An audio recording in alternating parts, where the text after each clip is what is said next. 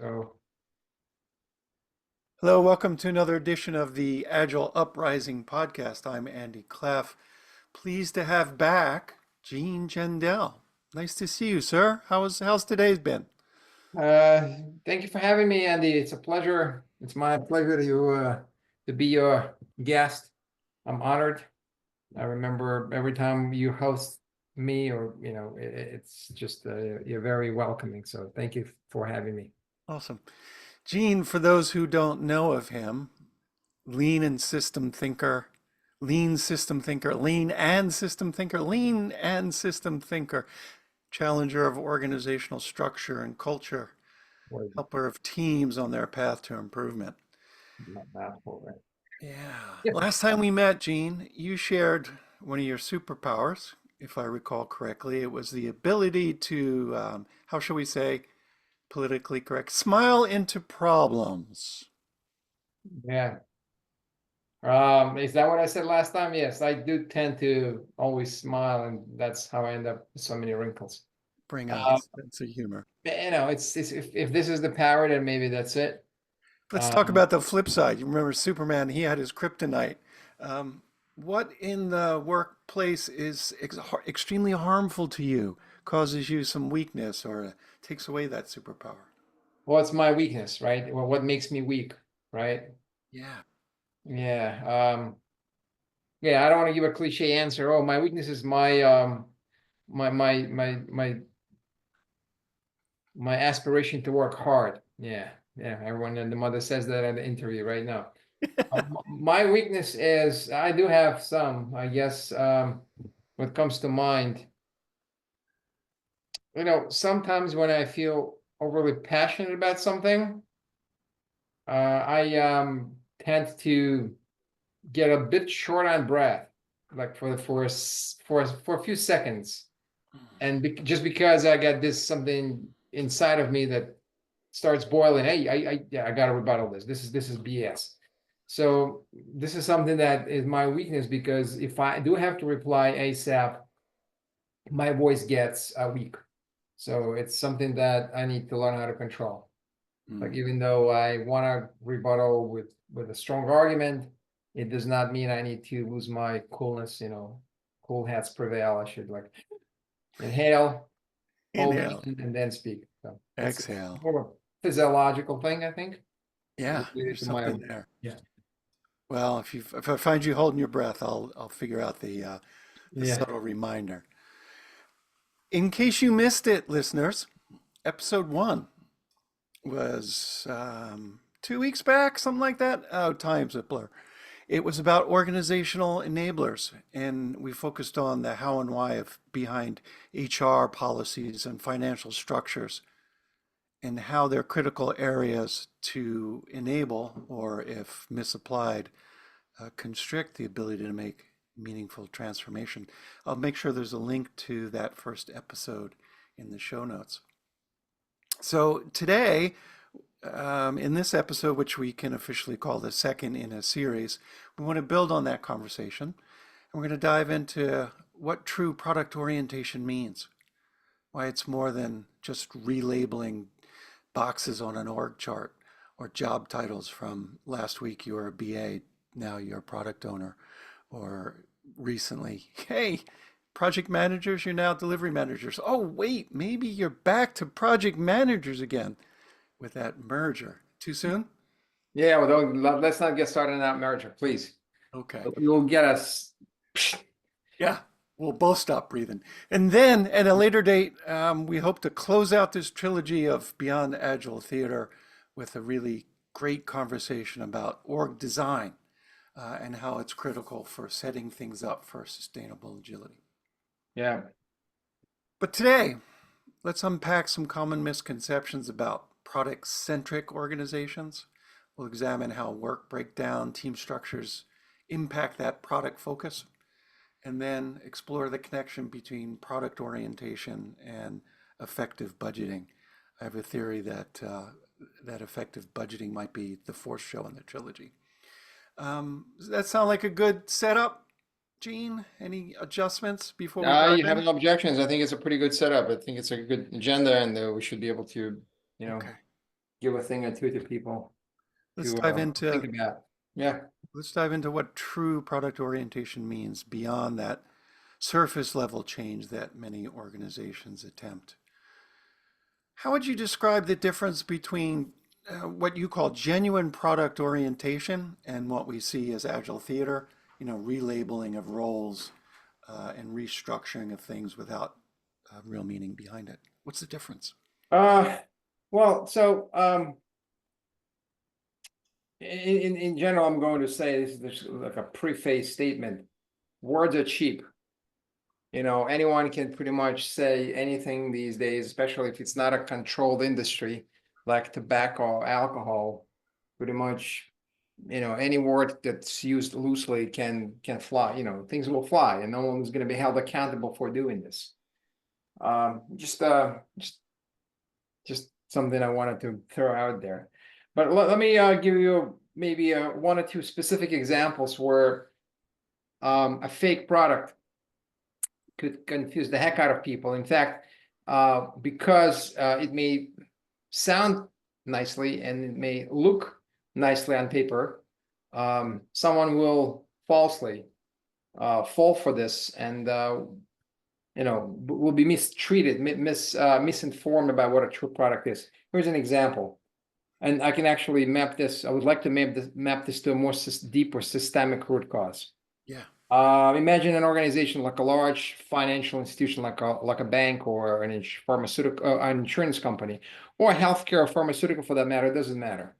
Any large organization that has many different departments, organizational compartments, teams, structures, each responsible for their own domain.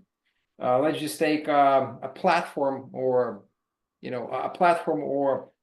infrastructure team, or take an API team, or a middleware team, or front end, or some sort of a back end team. Teams that are responsible for just a single component, or maybe a few components of a much larger product, because perhaps an organization is under a severe pressure of going agile, and this is it's one of the latest trends, right? Let's go agile. Let's go scaling. Let's do scaling. Let's become product centric. There's a lot of relabeling, like you said, and someone will say, the easiest way to do this is just to take existing bodies of work that are supported by traditional organizational structures such as teams or just single function specialty groups, and let's relabel them into so-called products. So then you end up with a back-end product. You end up with an API or web services product. You end up with a platform as a product, shared services or database as a product.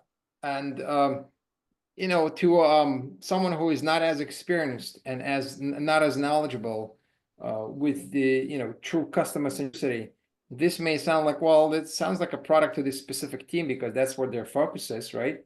Right. Interestingly, because and probably this is going to be your next question, because we are traditionally funded, these groups or teams, they get traditionally funded. They have a money drives everything, funding drives everything. So in other words, these dimensions of work get funded through programs, projects, portfolios, and those teams get funded, and therefore they work on what gets funded. So whatever you pay for, that's what you end up working. So this is a way to describe a fake product. A true product would be something that, and by the way, none of these aforementioned so-called products are really customer centric. Take a buying customer, ask a paying customer, or facing something. Take an internal power user and ask them, do you feel this is a product? And say, no, this is not a product to me. This is a technical component. This is an Yeah, or a platform, sometimes we call it, or an enabling thing. Right? Exactly. Yeah. Enabling product. Just because you slapped the word product on it doesn't make it into a product. Yeah. Because if it does not generate a revenue or does not increase your ROI in a pretty direct way, then it's hard to call it a product. Now, So you're carving you out a product is possible, yeah. but you have to cut across multiple components here. And it's a bigger conversation why this is challenging, because you're challenging organizational structures and teams that support it. So I'm not going to jump there just Yeah, yet. so you mentioned a true product, and if we could boil that down, you mentioned it's got customer centricity. It is somebody is funding it, paying for it, Sure. and gosh, senior moment. I forget what the second thing was. So, how would you define it? So I would probably always, so in order for me, so I consider myself an end customer to many, I'm sure just like you do, to many things that are out there. Maybe Amazon is my product and I'm its customer. Maybe YouTube is my product and I'm its customer. You know, take eBay or any other, or Travelocity.com. I'm using some of those examples where I'm a end user who logs in, who probably pays for it too. And I approach this from the user, from a user, I'm a customer, also a user perspective. Right. So for me to define a real product, it means I need to ensure that throughout my customer journey, um, everything that I need to fulfill my needs is included. So if within that journey, while traveling through my own customer journey, if I have to touch 5 or 6 different technical components, I will. It's like it's a stepping stone. It's a part of my journey. It should be seamless to me. I'm not paying explicitly and individually for any one of those components. A company that builds the product, they may call them whatever they want. But as a paying customer, I'm going to tell them what I consider as a product. And if it's a product that's very big, very big product, then maybe we need to talk about individual product features that could be also big on their own. So a product is a collection of large customer-centric features. So I will pay for an individual feature that could be potential an add-on to an existing product which I'm already paying for. But features and products are not in the same dimension. It's almost like they're orthogonal to many of those technical components and structures that are definitely needed. They're mandatory for products completeness, but they're orthogonal. So Got it. it's almost like slicing a user. For those people that are familiar with the language, with the terminology, user story is slicing. You can slice it vertically, or you can slice it horizontally. Of And course, if you've described, you can fund it vertically, you can fund it horizontally, and one of these ways is better than another. yeah, well, from a user's perspective, yes. So if I pay my hard cash, I want to fund it from the way, in the direction that gives me business value. A single component alone does not give me any business value. I think that covers good enough for us to move on, covers the fundamentals. So Sure. Yeah. if an organization wants to embrace a true product orientation, Hmm. it's obviously going to impact many things: funding, team structures, dynamics. You described a previous state of component teams, right? Or platform teams. What happens if a company doesn't make the leap and tries to maintain one foot in component-based teams and another in what they're thinking is a true product team? Sure. Well, thank you for the question. So I want to avoid a false dichotomy by saying that an organization must absolutely get rid of all of the component-centric knowledge or component-centric design. In the ideal nirvana state, maybe this is possible. In reality, uh, we want to see the vast majority of teams as being cross-functional, cross-component cutting, feature/product centric, not component teams. But in reality, we may have some remnants. We may have some remaining structures that are still component centric. Ideally, we want to see these structures to be turned from component ownership, from component owning structures to component mentoring structures, such as communities. So community-based structures where people, where developers, software engineers come for learning and for shared understanding, for systematic learning about what those components are. However, ownership of those components through clean code base should belong to product/feature teams where these software developers, product developers belong.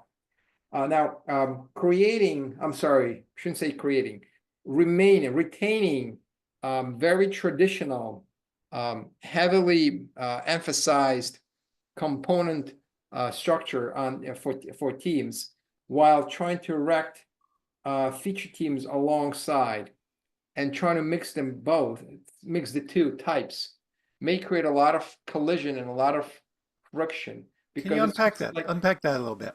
What have you seen happen? well, I've seen happening the following. It's almost like locking horns and becoming getting into a lose-lose competitive game here. A feature team wants to own, or a product team wants to own a code base of a given component. They want to be able to touch it, they want to be able to update it, to improve it.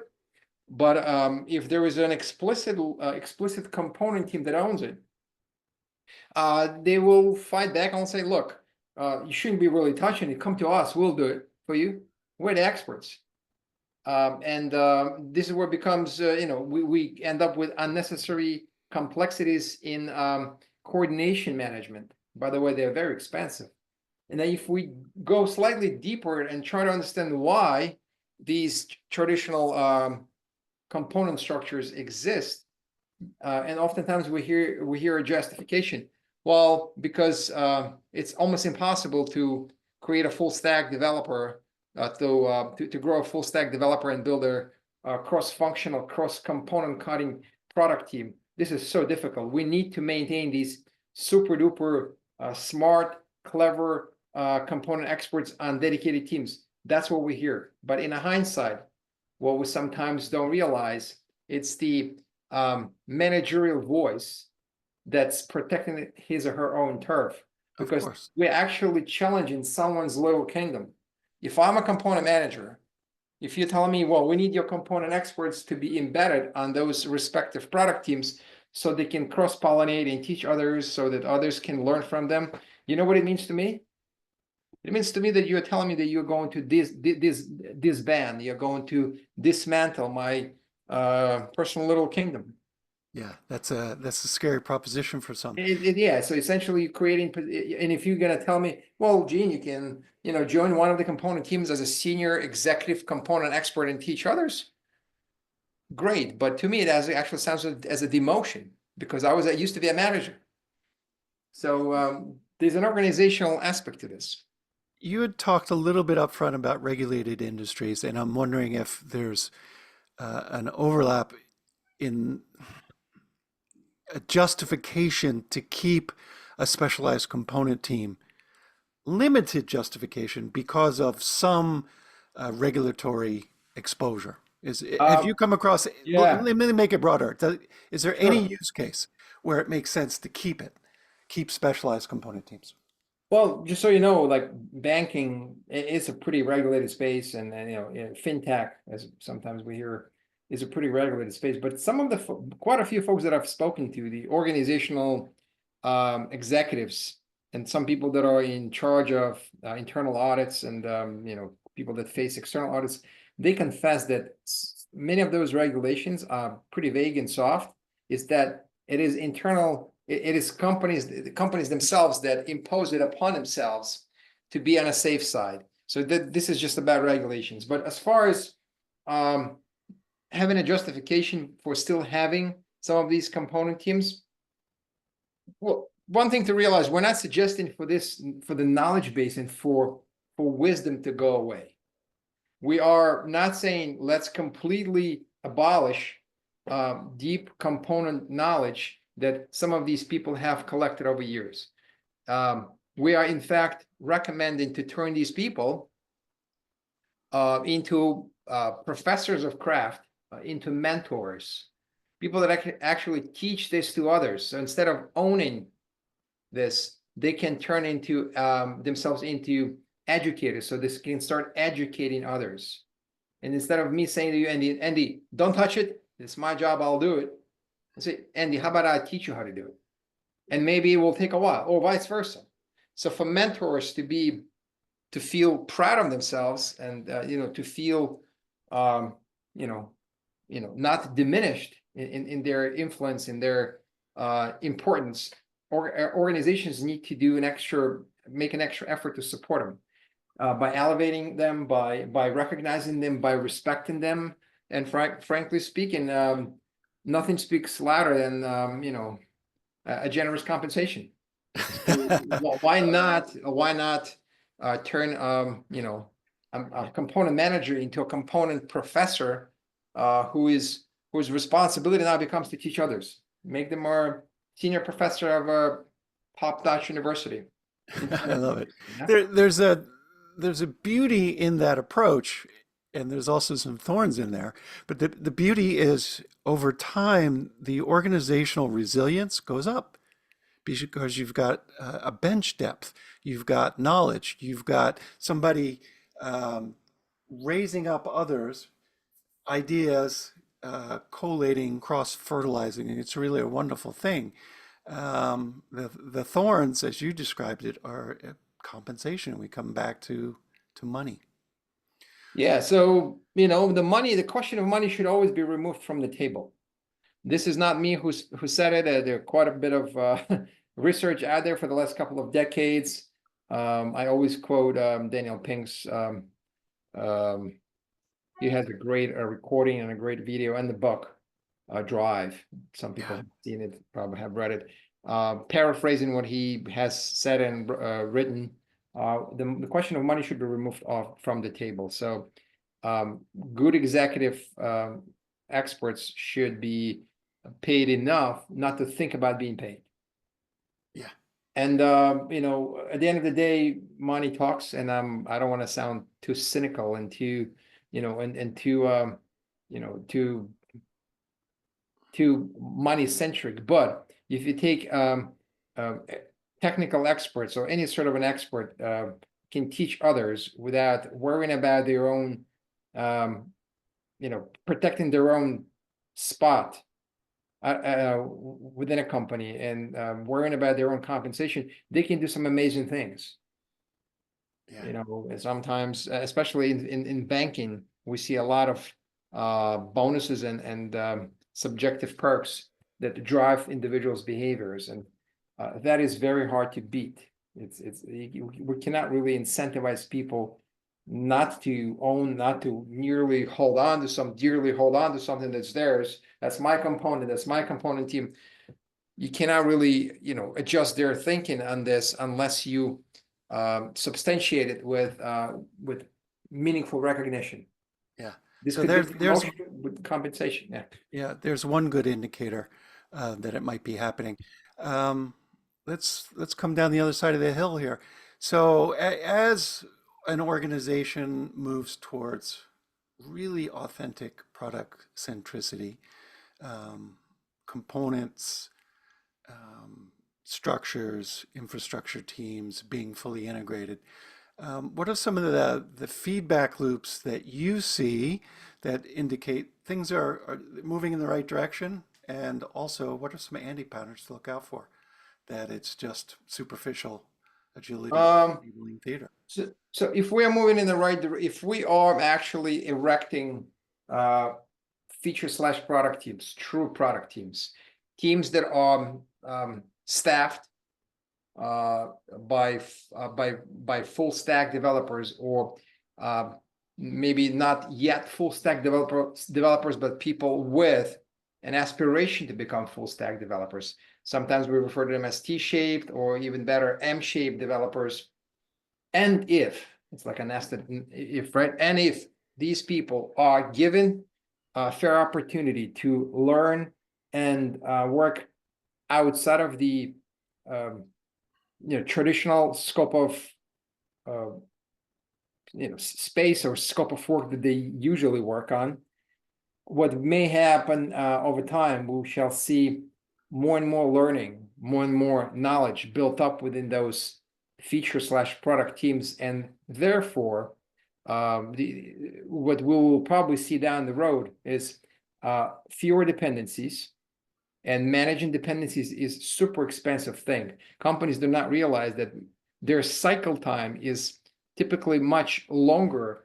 What makes their cycle time and time to market longer is not what it actually takes to build, Nope, but what it's it the takes to wait time in between. How many of us, how many people in our listening audience have mapped exactly. out, there's 4 hours of work, but it still takes 30 effing days because you got to open a ServiceNow ticket and then it gets, yeah, So you said it better than I would exactly. With cycle time grotesquely extended, I like that stretched one. by those wait times, it actually costs a lot. These are astronomical numbers. People think that it's actually cost to build. No, it costs to wait. So one good example of this, feature slash product centricity increasing, one of the good signs that we should expect is in decreasing the cycle time, decreasing the wait time, um, yeah, decreasing the number of dependencies that teams have on other teams, ability to shorten feedback loops between concept to cache, and ability for developers to hear back much quicker and much sooner from end users or from internal customers if this is as far as they can go getting their feedback. So those would be the telltale signs that our approach is working. Of course, our organizations would naturally become leaner, flatter, simpler because of that, because you don't need so many points of coordination and escalation and orchestration and dependency management. And what happens with dependency managers? I Dependency was managers, just going there. What do they do? they manage dependencies. So No, no, no. I mean, in this futuristic in this rose future, garden, well, how do we repurpose their skills, abilities? I hate to say this. I'm a strong proponent of job security, but not role security. So if we're going to start optimizing for secureness and individual role, we may sub-optimize for the goodness of the whole product or the whole company. So what do? Uh, well, they can do a couple of things. They can start looking for ways to increase dependencies, so there's something for them to manage That's to a good justify the anti-pattern. existence. Hopefully not. Hopefully they're decent enough people that will say, well, there are no dependencies or very few for us to do. We can use our skills to do something else. And presumably, hopefully, they have more skills.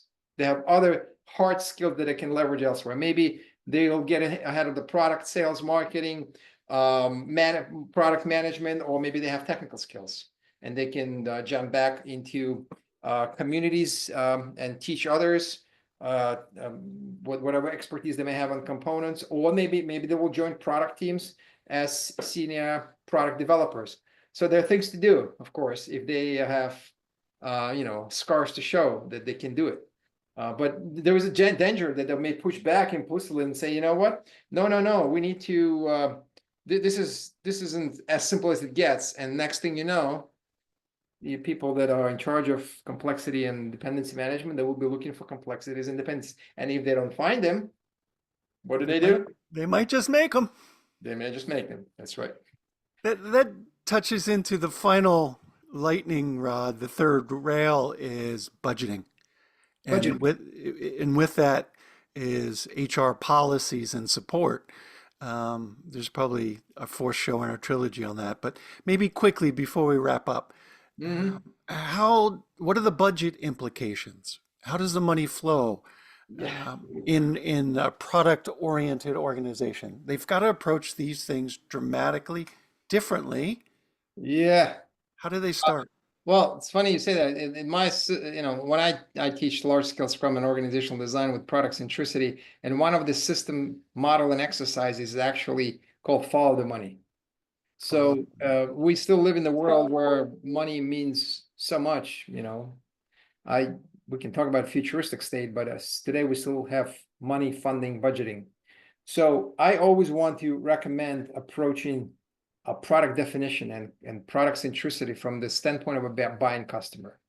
So it's actually very convenient to follow the money with a proper product definition, because once you do, you will realize, if you trace it to Gemba, as we call it. Gemba is, in Japanese, it's called Genshu Genbutsu, where value gets created to the teams. We realize we can actually budget true product teams, and the mathematics of this becomes swiftly simple, because we just know who works. We just know for how long they work, for how, and we just know how much they make. And you can actually easily budget your product development for a year, with forecasting even going longer, as long as you have properly defined product and see your cash flow. You know what your product makes, right? You somehow, and I'm sure there are people that, in sales and marketing and revenue, and people that do P&L, they can help with that. So if a product makes X number of dollars, let's say $5 million a year, That's your run probably rate. $4 million will go into your company's revenue, into a big bag of cash, and another $1 million maybe will go to pay for the actual product development. And this is handled by product teams. So you just have to pay salaries with some surplus, maybe, equipment, stuff, overhead stuff. It's So, doable. but just, if I may, just want to add something else. If we still live in the legacy state where we traditionally budget portfolios, programs, projects that are not necessarily consistent in they're orthogonal, their dimension is very different from a product, we may have a lot of challenges funding real products.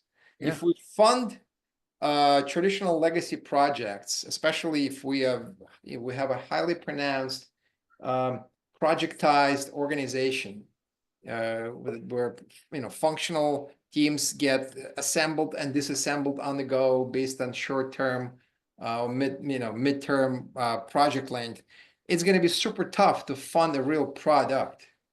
So what we fund matters a lot. And in order for us to fund a product, we really need to pay a lot of attention to proper product definition. And it's not from the technology perspective per se. Technology is super critical to build stuff, but if we approach product definition from a technology perspective only, or predominantly from the technology perspective, we may end up with a lot of components and infrastructure pieces and technical frameworks redefined, relabeled as fake products, and customers don't buy those. Yeah. More agile theater. It will end up with and large organizations are notoriously known for that. Yeah. They'll just relabel stuff and they'll check the box. End of 2024, we productized our organization. Everything that used to be a component now is a product. Let's pat each other in the back. Perverse incentives. Be careful what you measure. Well, Gene, we're coming up close to our time box. We wanted to keep these shows relatively short. Anything else that you want to add before we close? One more last thing, and this is it's a shout out to my colleagues, trainers, coaches, and organizational design consultants. When they teach, coach, or advocate lean product development, adaptive product development, such as Scrum or large scale Scrum, please do not fall into the trap of defining tiny, smallish products, as we have discussed today, and calling every local to the team business analyst as a product owner, and do not call any used to be component team into a Scrum team, and call it a Scrum team, and call an internal technical / X BA into a product owner, and just don't do that, because you're going to end up with 20, 30, 40 fake products developed by 20, 30 component teams. But my buddies, the dependency managers, will get Well, work for life. exactly. For 30 component teams, you're gonna need 29 dependency managers, 30 minus one, n minus one, to manage asynchronous dependencies. And Oh my goodness. And we still do that. That's a pretty penny. Yeah.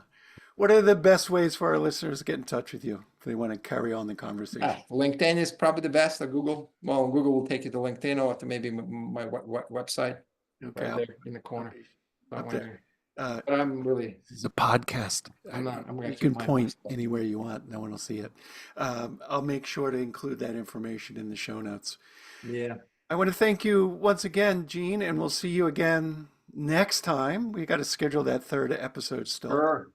We'll hopefully bring it all to a close.